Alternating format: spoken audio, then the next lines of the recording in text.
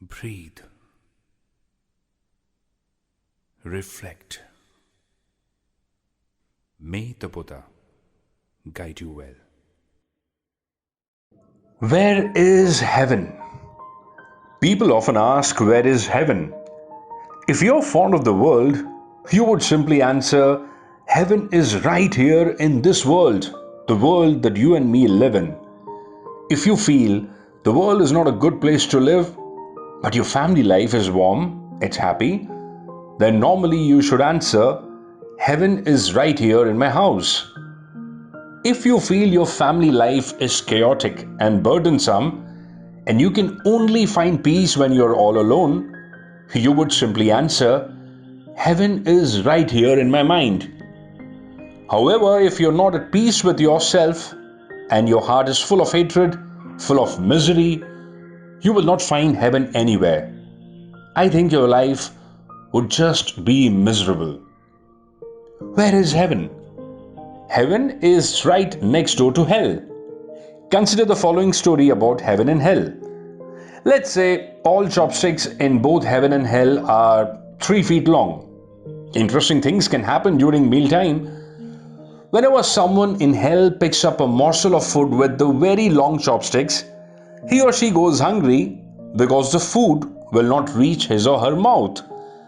Others take advantage of the length of the chopsticks and rush in to steal the food. Fighting happens. This scene is chaotic and out of control since no one can get any food in his or her mouth. To the contrary, there is only peace and harmony in heaven, where people use their long chopsticks to pick up food for one another. By helping each other in this way, no one goes hungry and everyone is happy and satisfied. Instead of selfish intention, you simply think about others with an act of compassion. In reality, every one of us experiences heaven and hell in our everyday life. We frequently move back and forth.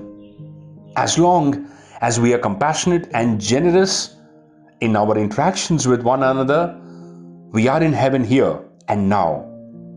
If your mind is filled with hatred and jealousy, you're going to be in hell within a single instant.